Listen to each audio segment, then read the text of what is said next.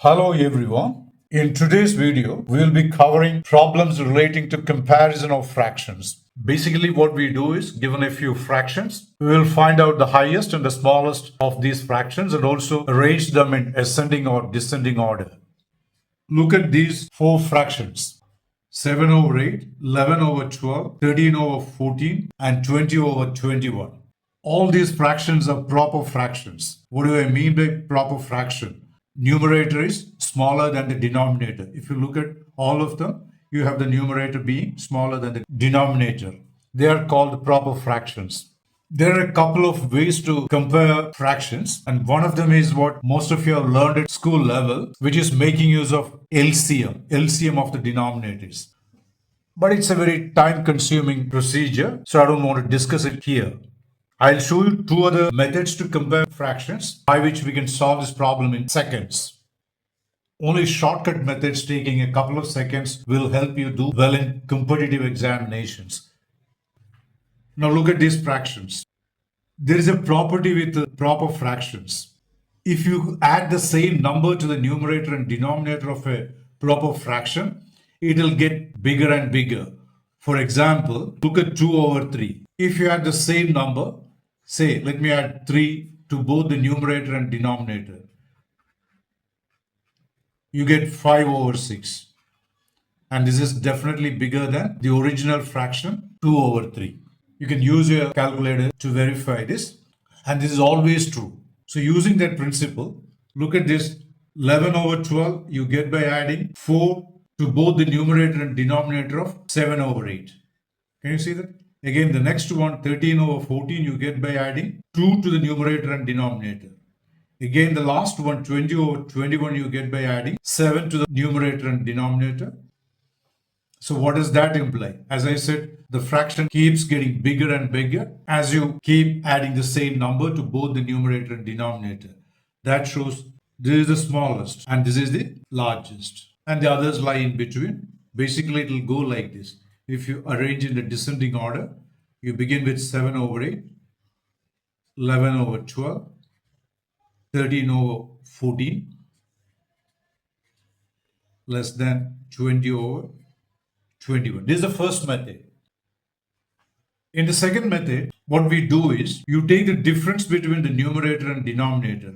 In all the cases, you're getting 1. 8 minus 7, say 12 minus 11, 14 minus 13, 21 minus 20.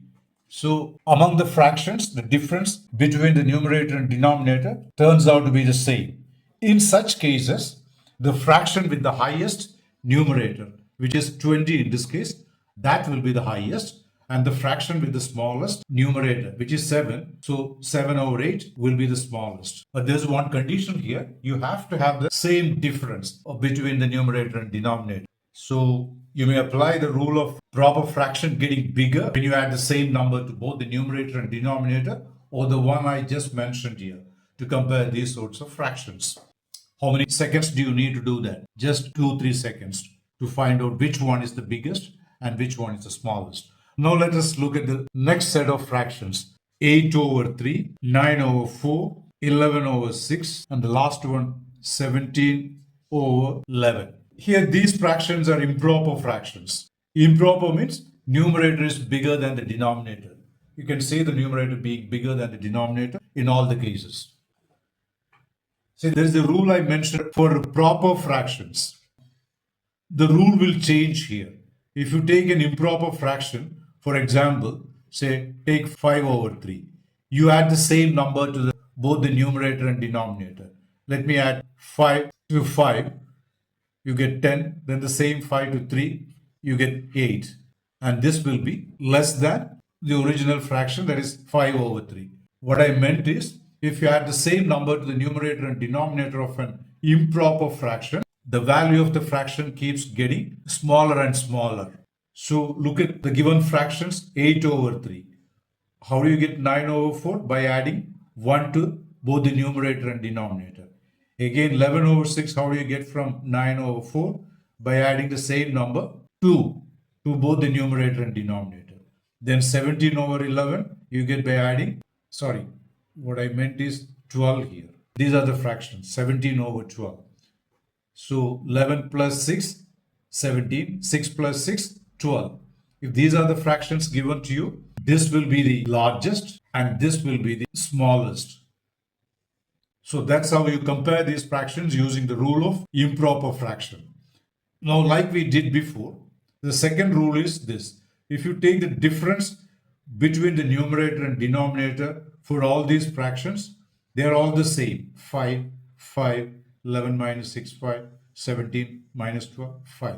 If you have the same difference for all the fractions, then whichever has the smallest numerator will be the largest number, and whichever has the highest numerator, which is 17 here, will be the smallest.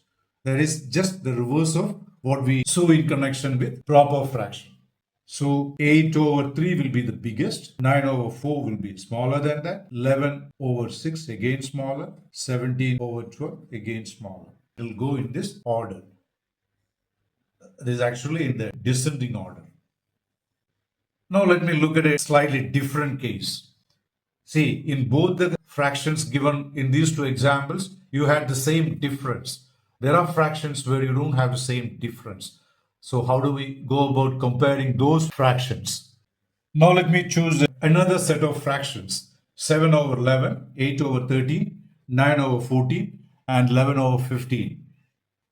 See, here what is the difference between the numerator and denominator? 4, 11 minus 7. Here that difference 13 minus 8, 5. Here that difference 14 minus 9, 5. And here that difference is 4. Look at these four fractions. Unlike the previous fractions we had, we don't have the same difference. So how do we go about comparing fractions of this kind? Here we will use a different technique. The methods discussed before will not help us compare these fractions. So what we do is, you divide the numerator of the fraction for the first fraction, that is 7, by that difference, 4. What do you get? You will be getting 1 point something. 4 goes once in 7, and that 1 you write. Then there is a decimal part. I'm not simplifying the decimal part. Now look at the next one. Doing the same thing. Dividing the numerator 8 by that difference 5. Again 5 goes once.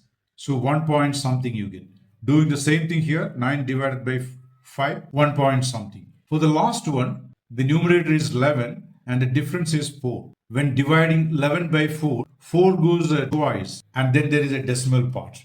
After finding these numbers, the ones with the highest, in this case 2 is the highest among these 4 numbers, and the corresponding fraction will be the largest. That is the method. And how do we choose the smallest? See, for all these 3 fractions, we have the same integral part 1. So with this, you can't compare these 3 and get the smallest. So what we do is, we will find at least 1 digit in the decimal part. See, you divide 7 by 4, it goes once, and you have 3 as the remainder. 30, 4 goes in 37 times. So this will be approximately 1.7. Let me see whether we need to find out 2 digits or 1 digit. Do the comparison. Now again, doing the same thing. When 8 is divided by 5, it goes once. Then there is 3, 30, 5 goes 6 times. This is 1.6. And for the third one, 9 divided by 5. 5 goes once in 9. Then you have a 4 as a remainder, 40. 40 divided by 5, 8. Now you can do the comparison. See, this is the smallest. So this will be the smallest fraction. So looking at this, you can write them in the descending or ascending order. Let me write in the ascending order. Since this is the smallest, this will come here. One that is bigger than this. This one. Can you see? So we write 7 over 11. Then comes 9 over 40. And the largest we have already found out. So 11 over 15. This is the way to arrange them in the ascending order. Now let me do the question given on the thumbnail. 2368, 4751, second fraction 3764 divided by 7358, 1372, 2881, and the last one 4628, divided by 9,337. These are the four fractions given on the thumbnail for finding the largest. See, none of the rules we discussed before will help us find out the largest of these fractions. But there is a simple point which I will show you now, using which you can do this in just a couple of seconds. By the way, if you liked what you saw so far, please like and subscribe to my channel and also hit the bell icon so as not to miss out other videos of mine. There are other videos I am putting out on simplification techniques covering a lot of other areas. Yeah, come to this problem. If you look at these fractions, except for the second fraction, in all the three other fractions, you can see the denominator being more than twice the numerator. See, look at the first one, 23. If it is 46 something, this will be just twice the numerator, but it is 47. See, I am looking at the first two digits only. So denominator is clearly more than double the numerator. Similarly, using the same idea, you can see the denominator being more than double the numerator. And for the last one also, the denominator is more than twice the numerator. Whereas in the second fraction, the denominator is less than twice the numerator. See, if you take the first two digits, this will be 74, twice or double. But you can see 73 here, which shows the denominator is less than double the numerator. Whereas in all the other three fractions, the denominator is more than twice the numerator. See, to make it clearer, 47 is more than 23 into 2. Whereas 73 is less than 37 multiplied by 2. Here, 28 is more than 13 multiplied by 2. And for the last one also, 93 is more than 46 multiplied by 2. See, as you know, the value of a fraction is bigger when the denominator is smaller. So, this fraction, 2368 divided by 4751, that will be less than 1 over 2. Whereas this one, 3764 divided by 7358 is bigger than 1 over 2. The reason is this. See, for example, you look at a simple function like, say, 3 divided by 6. That is 1 over 2. Now look at 3 over 7. That will be definitely less than 3 over 6, which is 1 over 2. So 3 over 7 is less than 1 over 2. Whereas if I write 3 over 5, that will be definitely bigger than 3 over 6. This implies 3 over 5 is bigger than 1 over 2 and 3 over 7 smaller than 1 over 2. That is the principle I am using in these bigger fractions, using which the first fraction is less than 1 over 2, the second fraction is more than 1 over 2, and the third fraction also less than 1 over 2, and this one also less than 1 over 2. That shows this is the largest. Yeah, in this problem, you can find only the largest of the four fractions given to you for comparison. Using the method discussed here for finding the largest fraction, you find out the largest among the following fractions: 23 over 70, 11 over 32, 35 over 110, 17 over 60. And find out the largest fraction among these four fractions and note your answer in the comment section. I'll be continuing with this comparison of fractions and other simplification techniques in the next part.